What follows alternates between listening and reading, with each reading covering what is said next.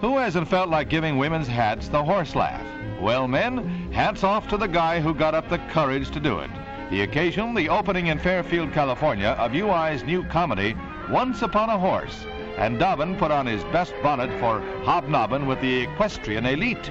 And for the best hat of all, of course, there's a prize.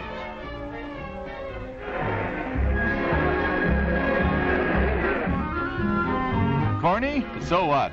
Corn goes over big with horses.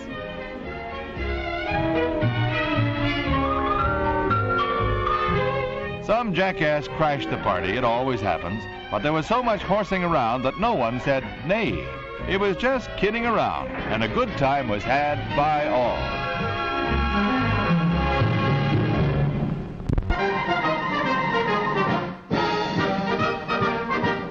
In the Bay region of San Francisco, an addition is being made to the state and nation's geography. Clustered in the area are 7 thriving and attractive communities, each going its own separate community way.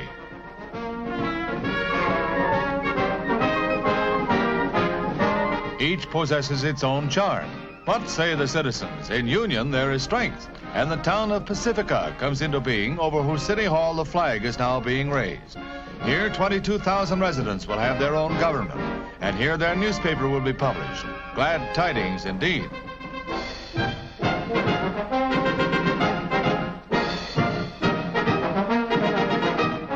Superior Court Judge Thomas Bocci swears in members of the City Council and Pacifica's new mayor, Mrs. Jean Fassler.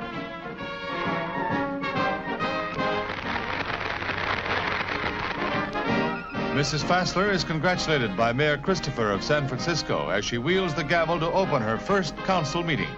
State and nation join the applause for the birth of Pacifica, City of Promise. Patricia Smith of San Francisco looks at a poster advertising a new motion picture. Then she looks at her kids. The youngsters won't want Mama to have a rotten hairdo, but Mrs. Smith goes through with it anyway. The publicity may further her hopes for an acting career, and also she gets $300 for parting with her strawberry blonde tresses. In the movie A Hair Raiser, Starlene forces a girlfriend to have her head shaved, and Pat finds out what it's like. A wig will keep her warm till her hair grows back. Pat wants to be an actress. We hope she gets ahead.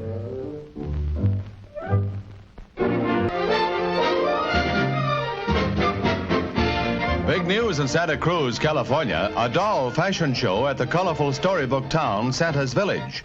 Living dolls, that's what they are. A bevy of young gals, each holding a doll dressed exactly as she is. It's probably the nation's unique fashion show. Cowgirl and cowgirl doll.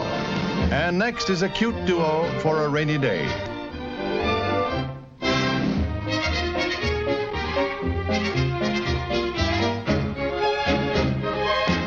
Brides bring to mind June, but December is the big month at Santa's Doll Factory, where living dolls and dress-alike toy dolls are all set for Christmas. Santa says it won't be long now.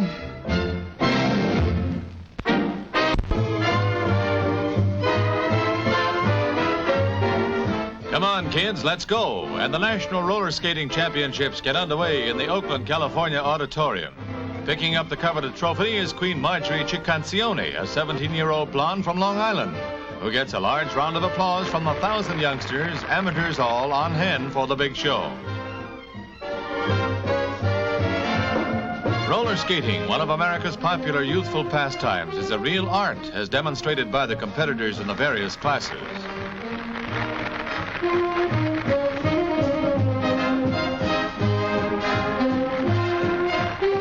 The biggest little trooper of all wins the hearts of the thousands watching the tournament. She's cute, she's talented, and what a smile.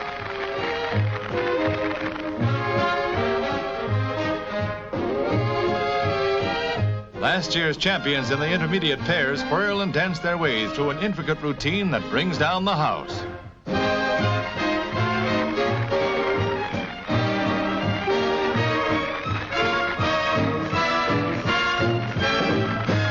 Champions through and through.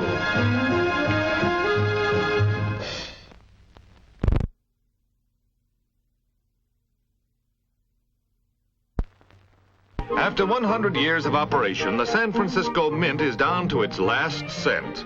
With the exhaustion of copper blanks, the last batch of pennies rolls out of the machines. Minting of silver coins had been suspended a week earlier. Cost of transporting the pennies east, where they are mostly used, was given as the reason for ending penny coinage. As the last lot whirls through the counter, old-time employees, many with more than 20 years' experience, look on sadly, remembering the traditions which have surrounded the mint. The very last cent from an institution which began in the gold rush days. Once capable of issuing 1.5 million coins a day, the mint falls silent. Once again, the threat of flood disaster hovers over Yuba City as the Feather River menaces the levees guarding the town. Unceasing rains create the same conditions that a few short weeks ago submerged the community. Engineers closely watch the rising waters and foam the alarm as the crest rises ever higher. With the situation reaching the crisis stage, weary residents prepare to evacuate for the third time in 6 weeks. Still sodden from the previous flood, citizens who were trying to dry out from the inundation which cost 34 lives form a motorcade to take refuge on higher ground. To date, the floods have taken a toll of $179 million in damage. And for storm-battered Northwest, the end is not in sight. The story that sent us back to the Bible, where it began, when Charles Spurlock of Planada became fascinated by the passage describing the prophet Ezekiel's wheel. A devout student of Scripture, Mr. Spurlock set to and began building this 50-foot-high Ezekiel wheel. It's earthbound now, thousands of pounds of steel and concrete. But one of these days it will start turning by itself, Mr. Spurlock believes, way in the middle of the air, as the spiritual says, fulfilling the prophet's vision. Want to know more? Well, just pick up your Bible, Ezekiel chapter 1, verses 15, 16, and on, and you can learn the whole story.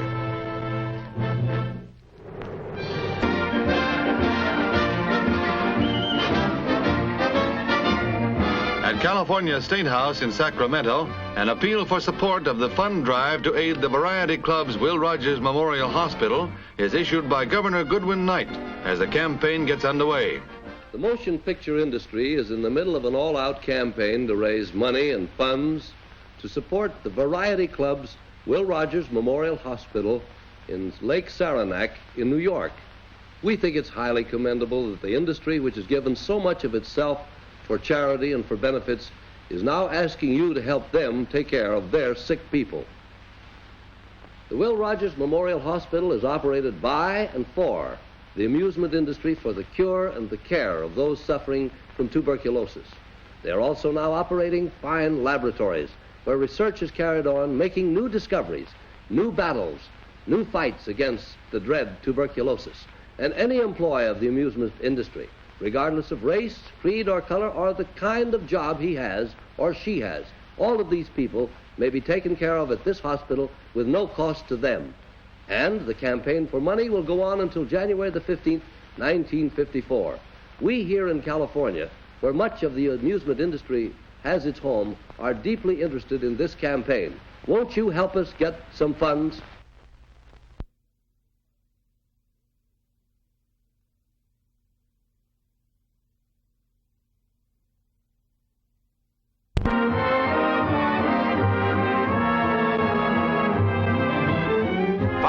Youngsters on parade in a gigantic glowing tribute to Sacramento's official flower, the camellia. Hundreds of thousands of the delicate blooms were used in parade decorations, but there's nothing too good for this occasion. And besides, Sacramento, the camellia capital of the world, has plenty more where those came from.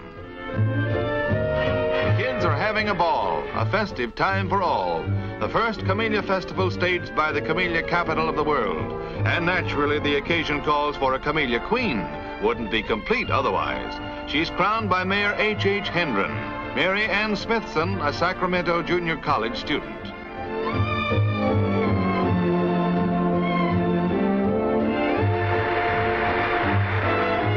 The Camellia City hails the queen of the winter blossoms.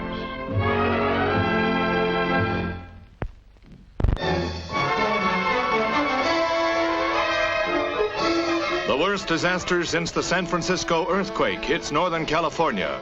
Swollen rivers rip along a 1,000-mile front of the western watershed. At Yuba City, the water rose 5 feet in as many minutes. A second flood struck 4 days later. Ceaseless rain and snows from the high Sierras brought the floods with such ferocity that when these pictures were made, 49 were dead and another score missing and presumed dead. Property damage was estimated at $150 million and mounting.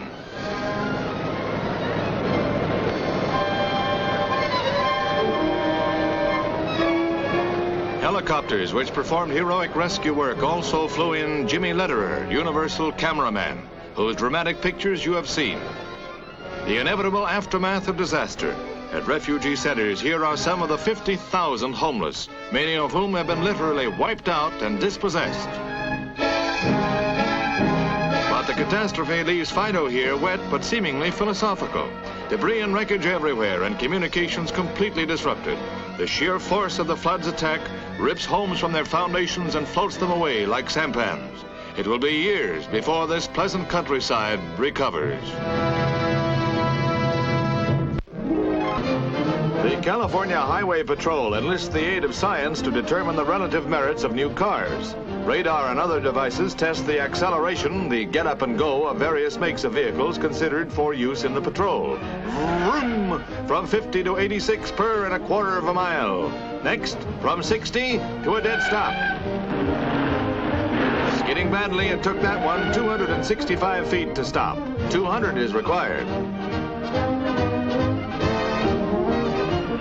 A real stopper is this one. Look at the skid marks, 172 feet. Tops and stops.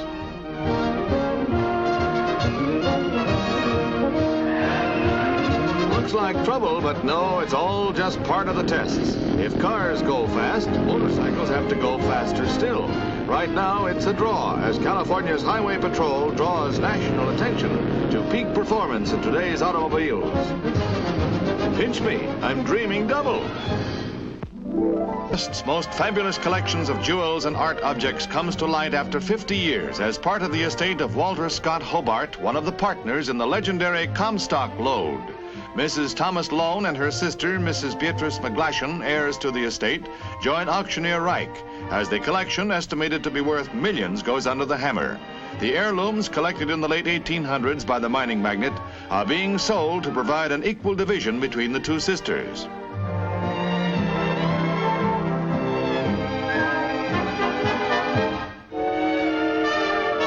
Appraised at $250,000, this necklace contains 240 diamonds. Buried in a bank vault for half a century, one of the 19th century's great collections once again sees the light of day.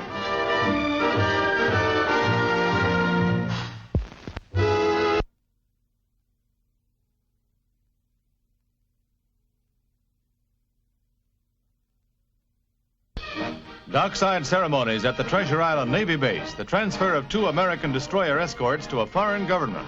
Part of the Mutual Defense Assistance Pact, the warships will bolster the fighting forces of Spain, where this country has bases for atom bombers.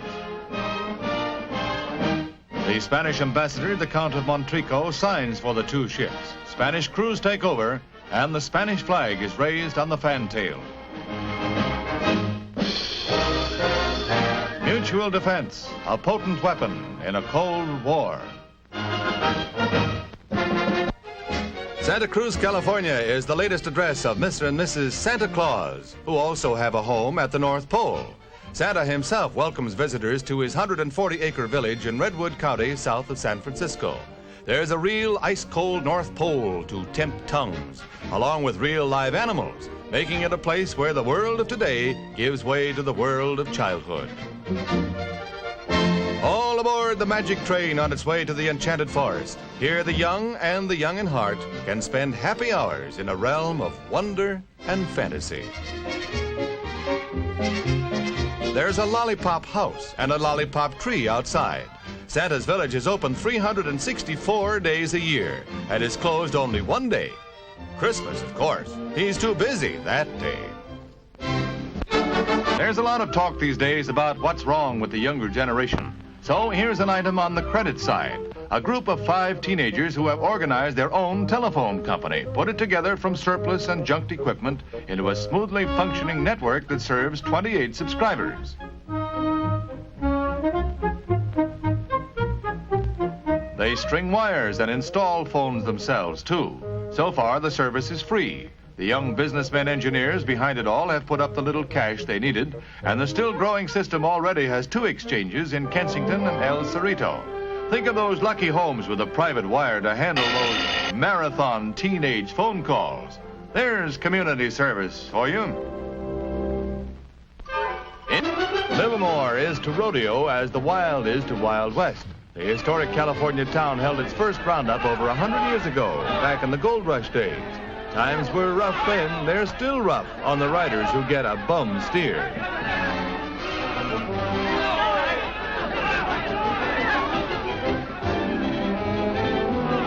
These whirling dervishes spin and cowboys reap a whirlwind of cruisers.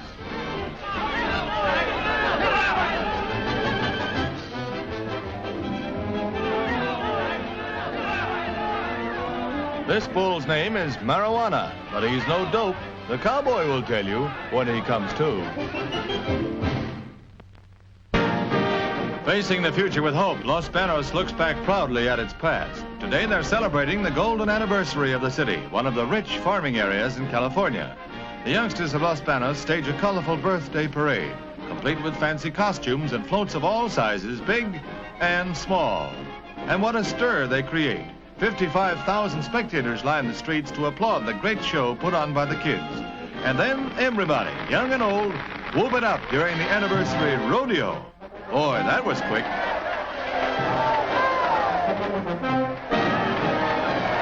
Another cowboy bites the dust.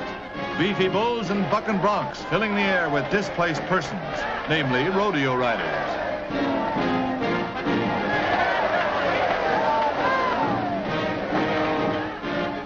No punches were pulled to make this the biggest thing that's happened to Los Banos since it was first incorporated back in 1907. Get going there, cowboy. There's a bronc gonna be in your tail.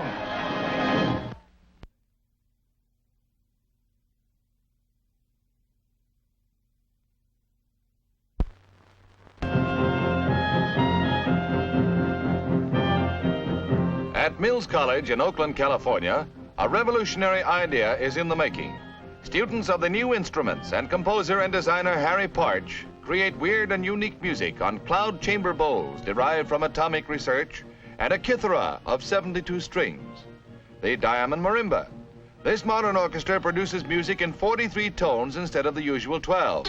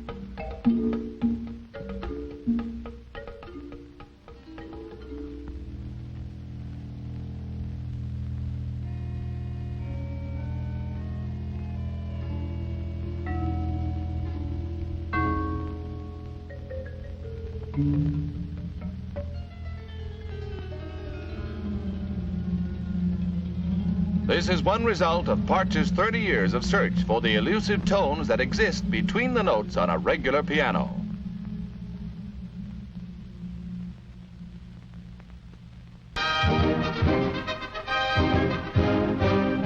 In Woodland, California, the copper has gone mechanical. The only thing he can't do is bawl you out. With city officials looking on, the copper, made of copper and some other things, gets a workout. He can be plugged in anywhere and moved anywhere. The traffic controls are operated automatically and can be adjusted by a child. No longer is the school problem a serious threat due to the shortage of human police.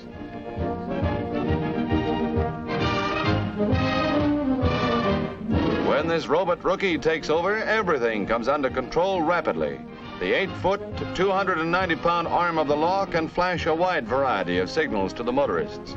The nice part about him, he doesn't care what beat he has, and he can halt traffic just as effectively as though he yelled, "Hey, you!" Under his protection, school kids can cross safely.